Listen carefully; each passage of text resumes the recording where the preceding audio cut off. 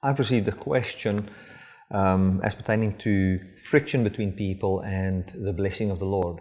And basically boils down to, can it be possible that the blessing of the Lord will stop should there be unforgiveness between two people? And this is my answer. My simple answer is friction between two people can stop the blessing that there is between the two people, but it cannot stop God to bless you. God blessed the world while the world was in turmoil, and the way God blessed the world was by giving His Son. So I would say no.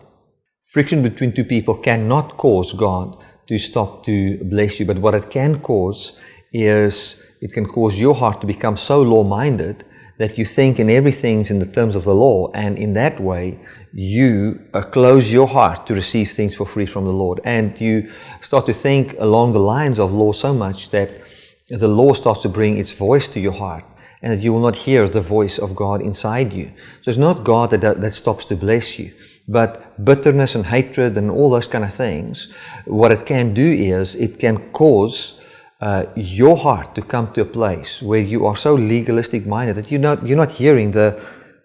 not experiencing the voice of God in your emotions, in your mind. You're not thinking the way you're supposed to think. So it is not good to live with bitterness. It's not good to live with hatred. And in this case, if you go and you try and make peace, but the person doesn't want to make peace with you, let that be your peace. And if that person doesn't want to have peace with you, but you've gone and made peace from your side, then your heart has been cleared. Not before God, but inside yourself. And that will just allow your heart to not think about that law system all the time.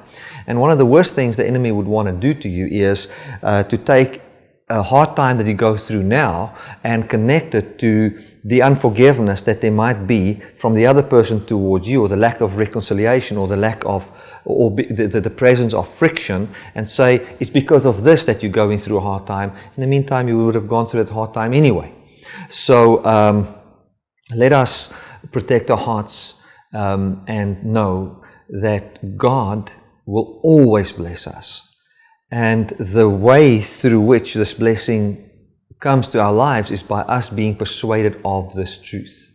And what I found is the more law-minded you become in a friction situation, and this is the danger of it, this is the sting of death inside it, is the reason why you think the other person is wrong is because of a certain way of thinking that's in your mind. And as you, and many times it is because of a law-based thinking. This person promised to do something and he didn't keep his promise.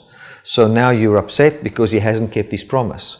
And this guy broke the law that was in your heart, which was if you promise somebody something, you must do it. Now this guy doesn't do it.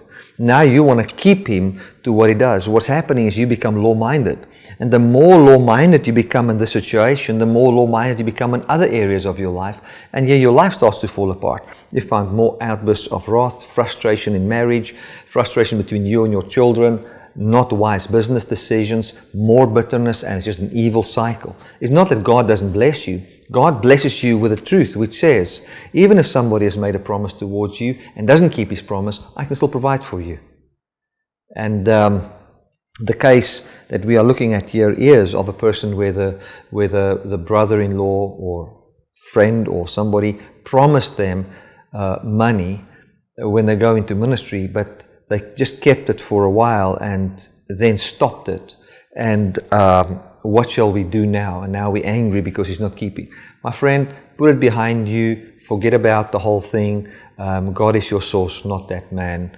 And just get that law of if he needs to keep to his promise, you know, and if he doesn't do it, he has hurt me or whatever. Just keep it out of the way. You can't build your life on what people promise you. It's not going to work. So that's my advice. Get to a place where your heart is established in the love and grace that God has for you, to the point that your heart gets overwhelmed with God is my source, and that will just settle everything. I hope that helps. God bless.